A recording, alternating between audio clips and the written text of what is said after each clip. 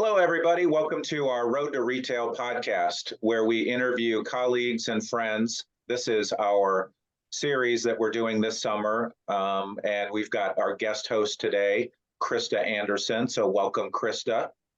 And today we have our founder series, and we're going to interview a founder that's I consider a good friend, a colleague, and business associate. So welcome, Matt, to the podcast. But before we get started, Krista, tell our audience, if they're not familiar with you, a little bit about you, and then we're going to introduce Matt. Awesome. Thanks, Tracy. Always love guest hosting with you. Yep. Hello, everybody. I'm Krista Anderson, founder and CEO of Healthy on the Go, an international natural food brokerage and distribution company with offices in the US and France. Our mission is to help create a preventative healthcare system by making healthy foods accessible to people across the world. I'm also the author of Claim Your Healing and currently living my best life in the south of France under the sun.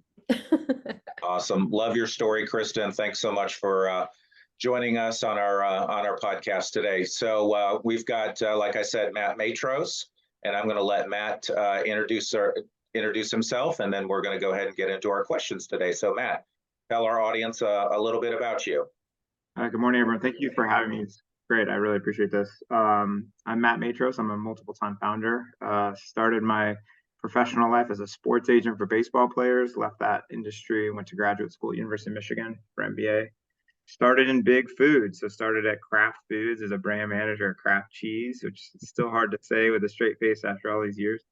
Much like Krista, wanted to change the world through healthy food. So left when I couldn't find healthy food in Chicago myself. So took all my life savings, got an SBA loan, and opened up the first protein bar across the street from Sears Tower in May of 2009. Think of protein bar as your fast casual restaurant, like a healthier Chipotle. Started with mostly protein shakes and wasn't doing very well, so added food to the menu, and quickly things took off. Added investors that were customers, so people who I got to know while working in the restaurant. Opened store number 2 years later, and then 3 and 4 and 5, and just kept rolling all the way through to 2012, 2013.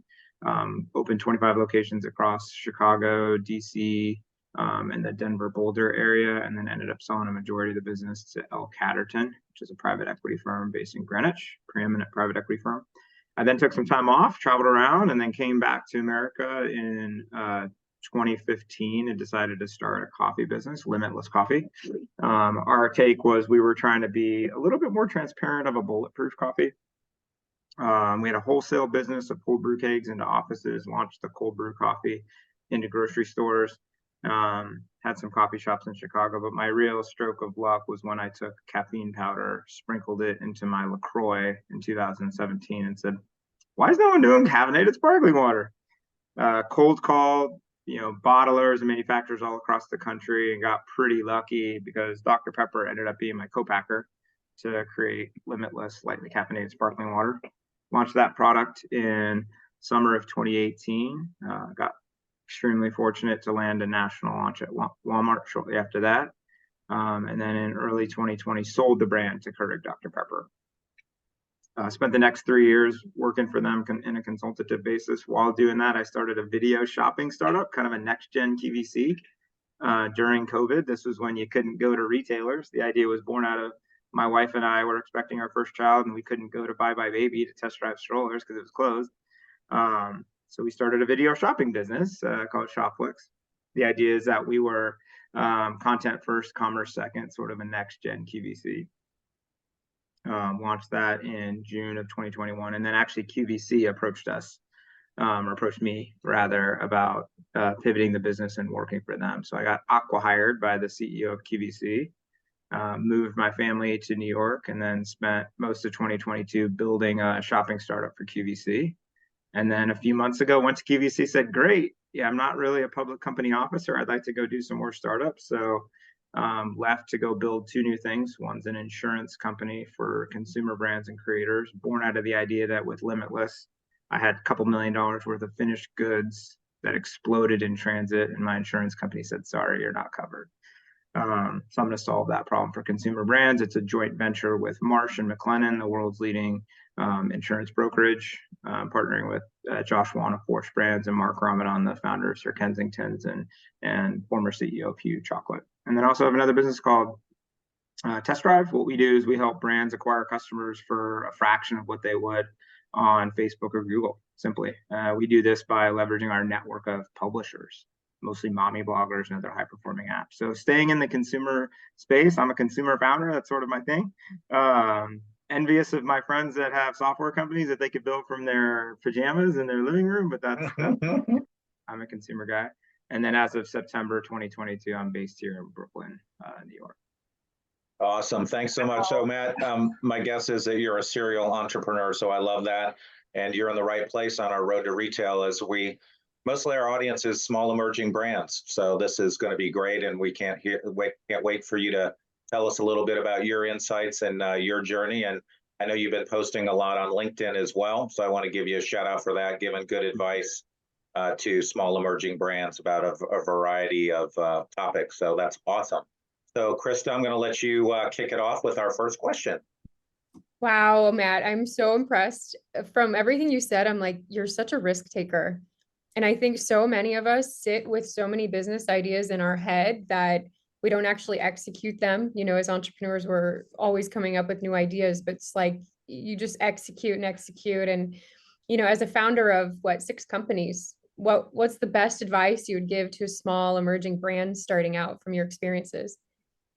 Well, that's just it. It's the only difference between an entrepreneur and a entrepreneur is taking the first step and doing it, right? Entrepreneur, I love that. Count so many folks over the years that have great ideas that are world changing, life changing, and they can dream up whatever they want, but until they actually take a step to do it, it kind of doesn't matter. The other part of it too is that ideas aren't really valuable. It's the execution of those ideas that is valuable. Yeah. So I know your question was more based on folks that are actually early stage brands, which implies that they have had some startup experience, meaning they've actually taken some execution. But in general, I think the biggest piece of advice is just to do it. There's no perfection. Perfection tends to be the enemy of progress.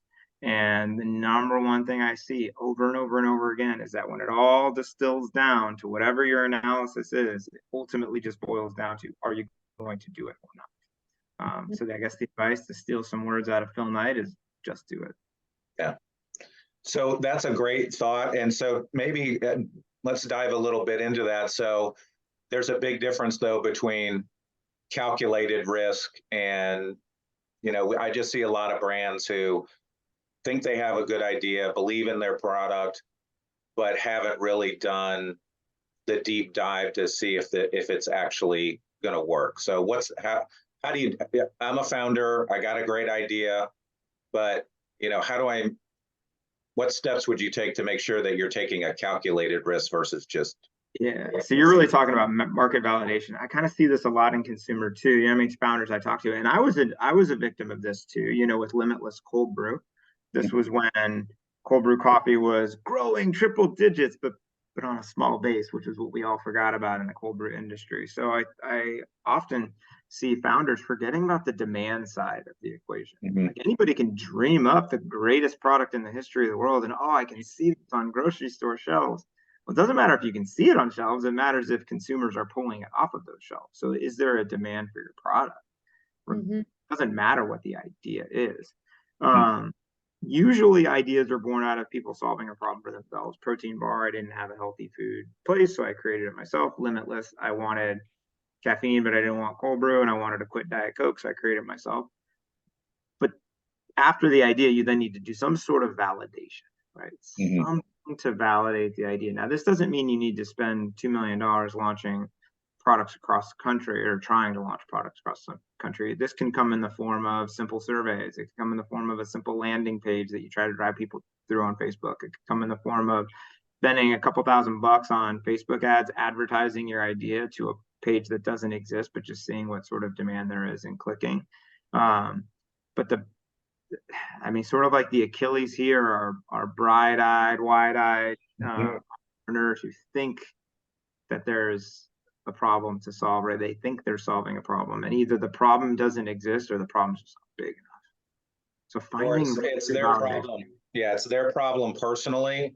So what I see a lot of is validation comes from, well, my family thinks this is a great idea and they love my product, or I sell it at my local farmer's market on Saturday and I sell out. So there, you've got to kind of do a little bit of both, but I see a lot of people starting out with that small validation. And I liked what you said about doing some research and doing more of a deep dive on validation than just my family thinks this is a great idea and they love my new chocolate brown, gluten-free chocolate brownie because they think it tastes great. Exactly. It's really just pressure testing the idea. And it's hard to do. Sorry, it's hard to be your own devil's advocate, right? Mm-hmm. That's kind of why I like the business planning process, because a physical business plan, if you think about the piece of paper that is a 60-page or whatever page document, it helps you actually run through the scenarios of, in Protein Bar's instance, what do you do when it's a rainy day and people aren't leaving their office to get lunch? Or what do you do at nighttime when the loop is vacant? Like, it makes you think through all these things. So idea is just the first start. It's then this period of research or validation that needs to happen before you feel comfortable. Now, on the flip side of this are the folks that have analysis paralysis, and they're going to continue to research and research and research. And as I tell a lot of entrepreneurs, like, there's never going to be a sign either from God or the internet or your mom that says that this is 100% risk-free. Like, that just isn't happening. So if you're searching for that in the form of whatever research you're doing, it doesn't exist. So it's not going to happen. It's not like one day you're going to be building your spreadsheets and you're going to see this thing pop up and, Excel is going to have, rainbows and fireworks to say, great, now you can do it. It just doesn't work that way. That's what risk taking is. You have to take a risk. Nothing is ever fully risk-free. Exactly. There's another end of the spectrum too of like passion, right? Because when I started my company, I had one of the largest food brokers in the country, the VP, tell me it would never work, and I had no business plan when I started the company. I had pure passion to see change happen from my own experience and challenges that I faced. So I think there's that part too. Like, a lot of times when I'm sure there's moments where you've wanted to throw in the towel on some of your business ideas, but if you were so passionate about it, right? No matter how it looks. The passion is good as a start, but the passion is actually the first ingredient or first raw material at producing resilience, right? And resilience, to your point, Krista, about when getting kicked in the face, unless you have that love, desire, excitement, enthusiasm for solving this problem, or the passion for solving the problem, you don't have the first raw material you need to have resilience. Which so true. People, they get the first speed bump or the first hurdle and they quit. Right? It's human nature. I mean, it's not I'm going through it right now, right? When you have something happen and it makes you second guess everything. So it's human nature, but the key is just keep on keeping on, keep moving, keep being resilient. So Matt, for a small emerging brand that's looking to, and you've obviously been in the retail space and launched products in retail, what mistakes would you tell our audience to avoid when entering retail? What are some of the key learnings that you learned early on with Limitless and some of the other brands that you've worked with? I think the biggest one I made, and it applies today. The problem with sometimes when you ask the question about what mistakes you made is that since the world changes so fast and consumers change so fast, oftentimes those mistakes don't necessarily apply to whoever the audience is now. But one that I will say that is tried and true is that not all retailers are good retailers. And when I was starting Limitless, 2015, 2016, 2017, growing the water, you're in the business of selling food and beverage to retailers, right? So you want to say yes to retailers. But there's a big difference between Schnucks and Whole Foods. No disrespect to folks that think this and Schnucks, but they're just retailers. And Peter Rahal, my close friend from RX Bar, he says all the time, and I still think about this, you got to fish where the fish are biting. Some products aren't made for conventional grocery stores, just as some products aren't made for natural grocery stores. Some products aren't made for grocery stores at all. Some products aren't made for direct to consumer. So you got to understand where your consumer is. At the end of the day, by and large, food and beverage is mostly still purchased at grocery stores. So you need to sell to grocery stores if you're a traditional food and beverage.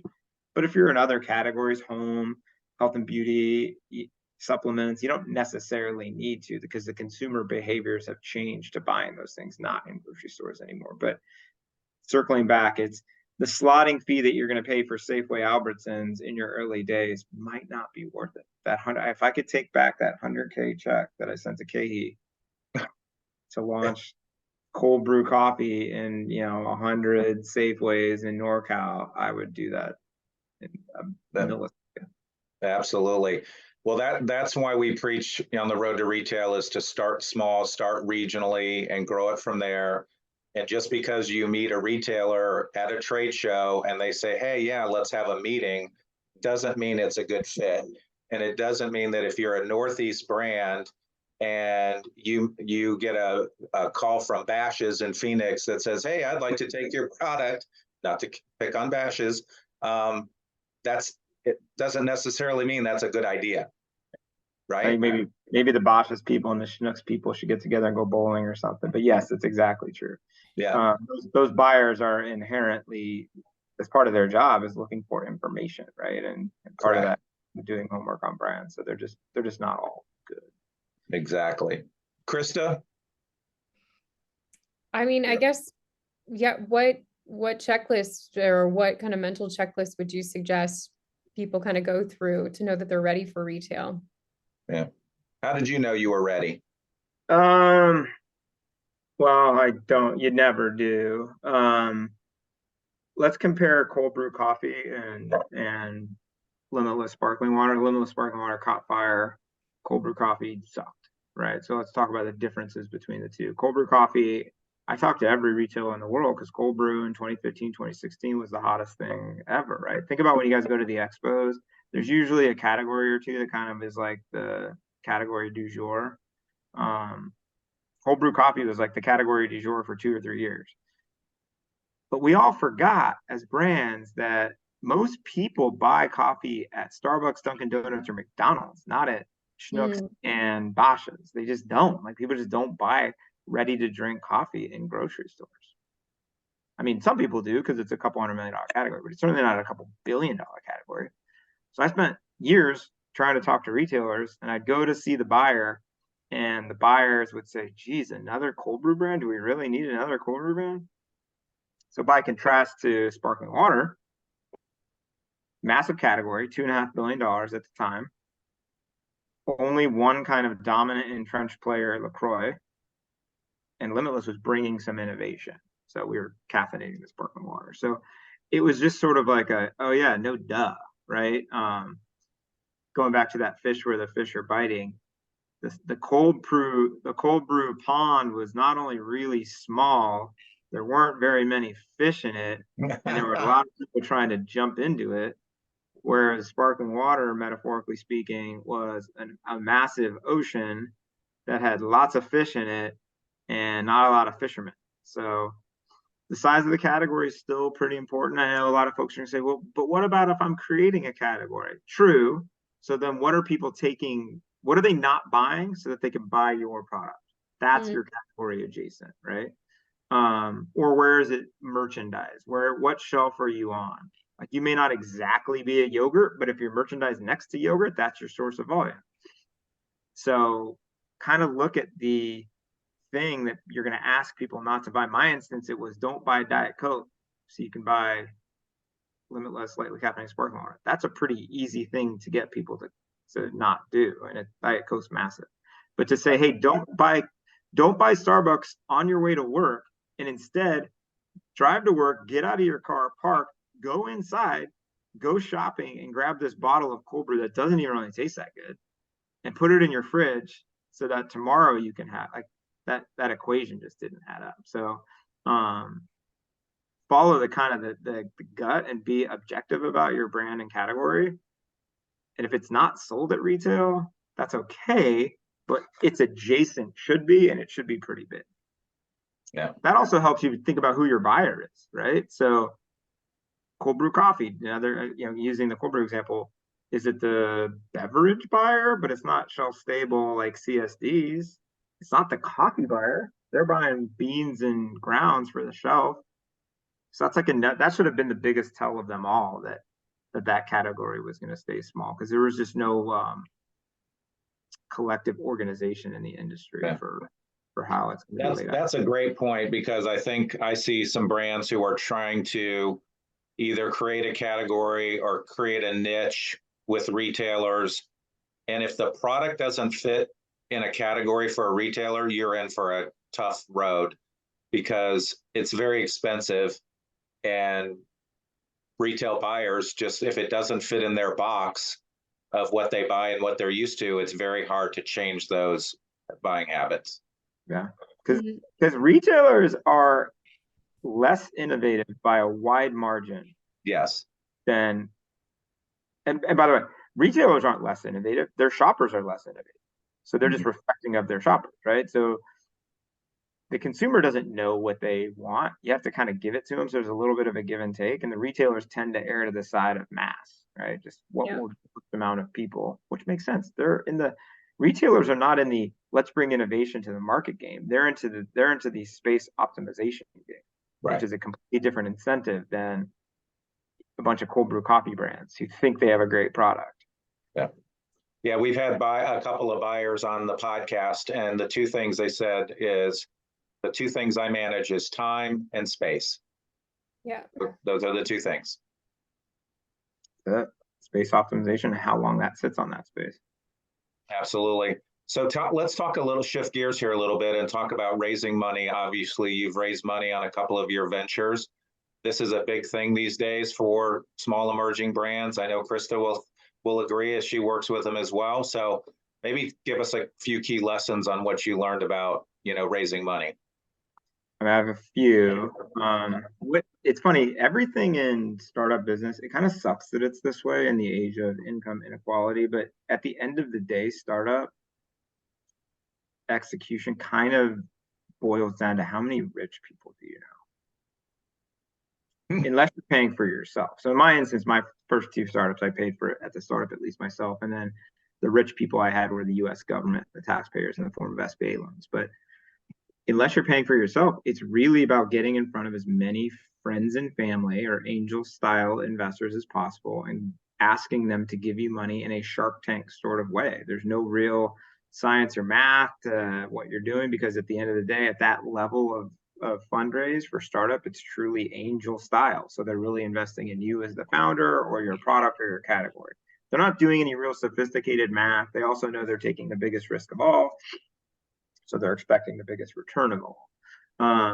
So ultimately, a piece of advice number one is put your offer down on a piece of paper or a PowerPoint and go to as many rich people as possible and say, this is the deal. Are you in or are you out? This is what we're raising. We're raising $100,000 on $1 million valuation. Don't try to get meetings to kind of talk to people. What do you think? It's cut to the chase. Get as many fast no's as possible, because then you're going to start understanding how to get to a fast yes. But the slow yeses can almost be more debilitating than a fast no. So piece of advice number one is just have your proposal ready as if you're walking into the Shark Tank. Now, of course, people are going to eat it up, but people don't walk into the Shark Tank and say, hey, I got this idea. Would you be interested in it? What would you be? Saying, hey, I'm Joe, and I'm selling 10% of my company for $100,000. And then Kevin O'Leary says, well, how does that impute $1 million valuation? And then they have to defend it. But that's exactly how it works at the startup sort of seed, I guess you'd call it, phase. Have a compelling offer. Hey, I'm raising this amount of money for this. Do you believe in this? Yes or no? If you don't, that's cool. On to the next. And then just kind of continue to show successes along the way. I mean, we could go in any number of different directions with this topic, but as it relates to it's good. That's good insight. I love what you said. Be direct. Mm-hmm. What is your ask? Don't do this, fancy dance and, have all these charts and everything like that. Just, this is what I am. But tell our audience a little bit about when an investor looks at a brand, and this is what I've heard from other folks that we've interviewed, they're really buying you. Yeah, at the startup, at the angel level, now I'm an investor in funds and pro fund managers like L.A. Truesdale, New Fair Fund, like they're pros. They have a different, set of metrics that they evaluate brands on. But at the kind of the early stage, seed stage, sort of the sub $1 million of revenue, kind of true startup, maybe you're going from your farmer's market to trying to get into grocery stores. It's friends and family that are helping you out. Mm-hmm. Yeah. Or friends of friends or friends of friends and friends and other rich people that are trying to cut you a 5, 10, 25K check just to try to support you to kind of get over the hump. So they're really kind of investing in you. They're not investing in the, oh, I hate when I see in pitch decks like, oh, if we could just get 1% of this market, we'd have this amount of revenue. I think it's so stupid. If they're that easy, I can only get 1% of the search market. Maybe Google would be, we'd be kicking their door down. So it's just not as easy as people think. So it's about reps, talking to as many people as possible. Because at the end of the day, it's got to get paid for. Right. I would say to founders, are you paying for this? No? Okay. Then go talk to rich people. I love it. I love it. That is good advice. Very straightforward, very direct. It's all, and that's what I expect from you. Yeah, because at the end of the day, the biggest ideas don't even really matter. Like, and I said that yesterday. I was in this meeting with someone was pitching me, and I was like, I don't care about the industry. I saw the deck. What's the deal? What are you asking? Like, what do you want? And what are you then going to do with that money?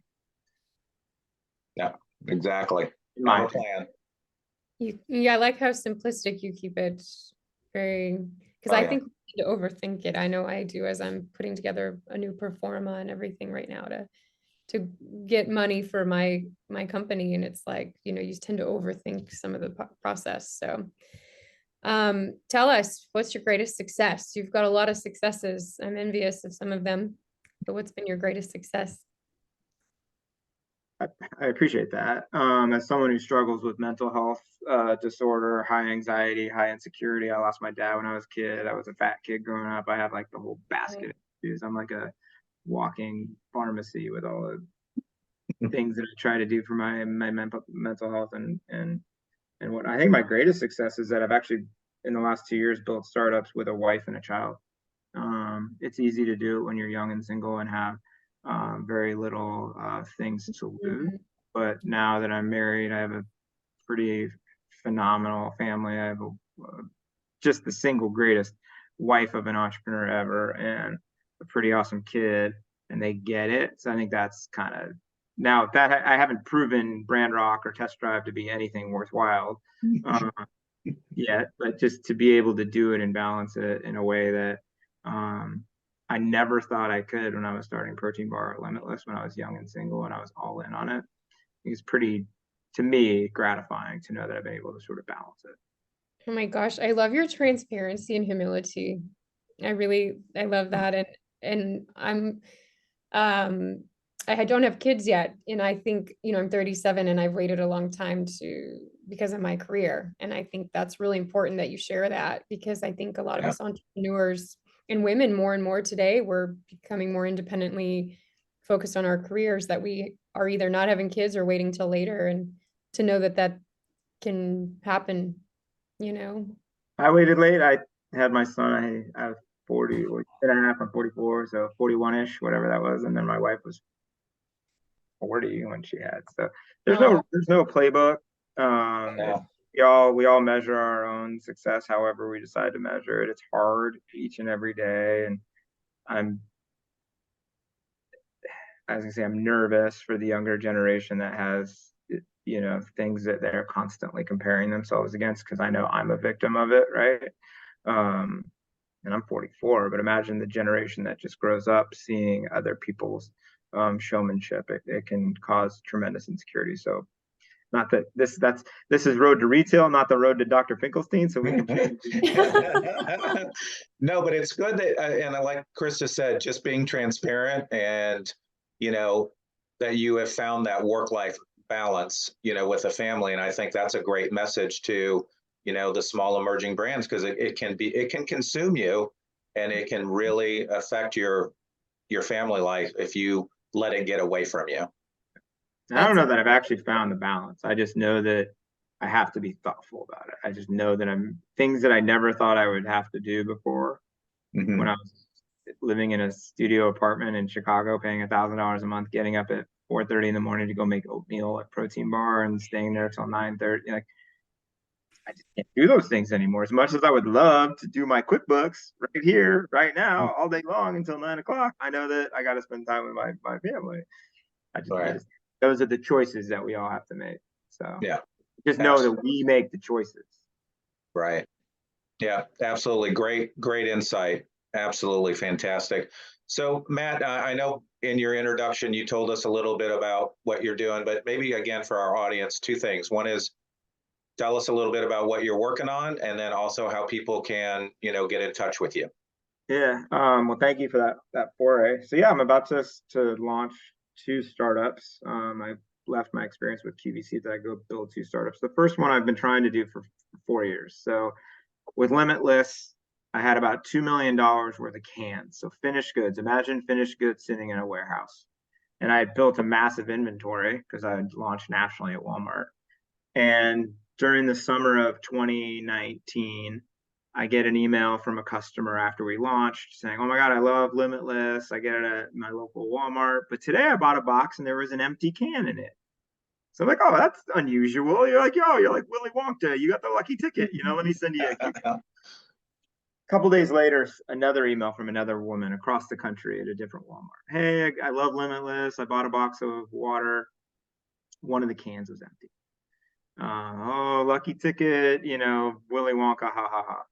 And then these emails start pouring in, and then I start realizing something's not right. This was more than just one can that was found across the country. Something isn't right. The TLDR in the whole situation is that I had cans that were in transit that had microscopic leaks in them, tiny, tiny, tiny holes. And over time, little bubbles started coming out. Dr. Pepper, who was my manufacturer at the time, to their credit, tried to take responsibility. They tried to say, "You know what, Matt, when the cans come down the line, sometimes they turn left and it just pokes a hole in it. We've seen this happen before." And I was like, "Guys, I appreciate that, but I can get how you guys would be wrong once, but not to be wrong all these different batches, all these different lots, all these different manufacturing dates. It just doesn't add up to me." My warehouse calls me and say, "Matt, we have puddles of water, like pallets are leaking." Oh boy. So file an insurance claim.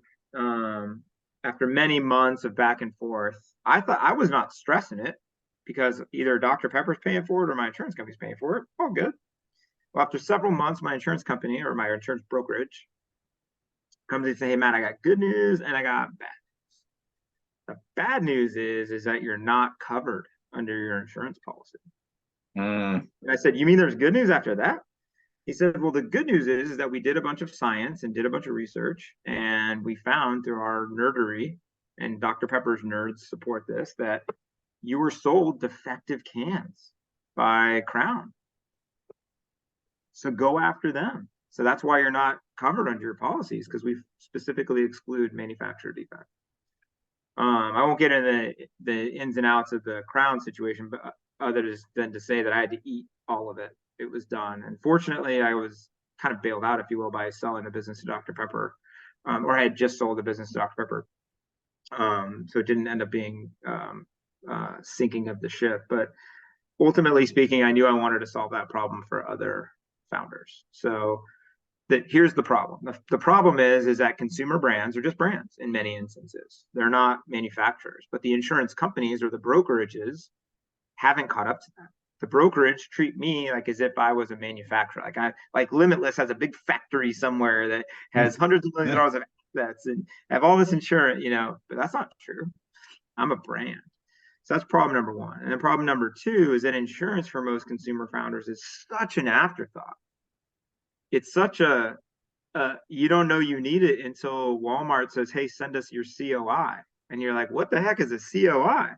And you Google it and you're like, "Oh, my buddy works at Allstate, right? Or I have a cousin or my Uncle Joe sells insurance." So you you tend to buy from not experts.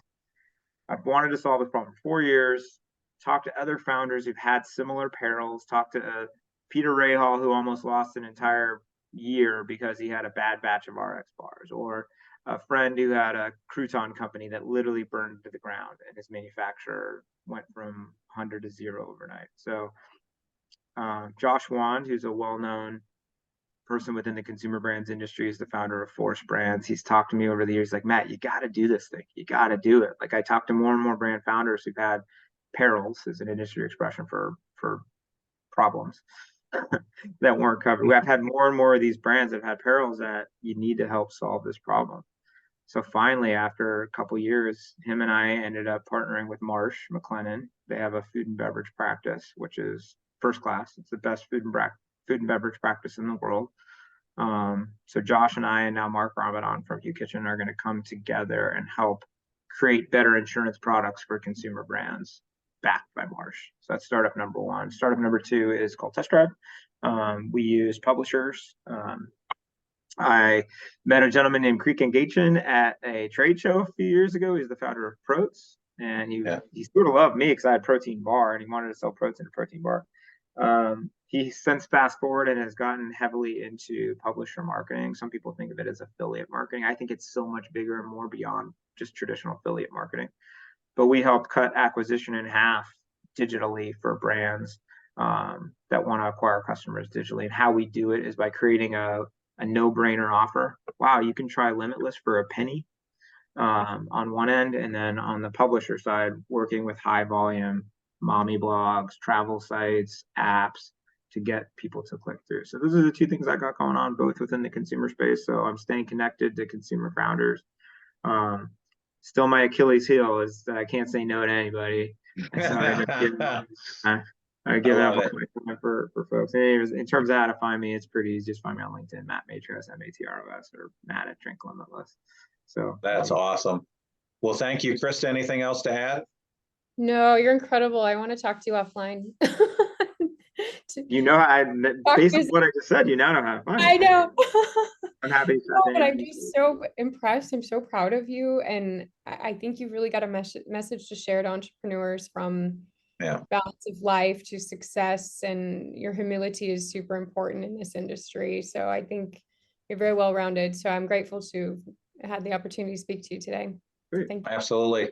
And Matt's been posting a lot of good content on LinkedIn. So make sure that you follow him, and also follow Road to Retail. So this podcast will be posted on our LinkedIn page here in a couple weeks. We're also on Spotify, iTunes, and also our YouTube channel. So definitely check it out. Thank you, Matt. I appreciate your time. Thank you guys for listening to me. I'm flattered. Yeah.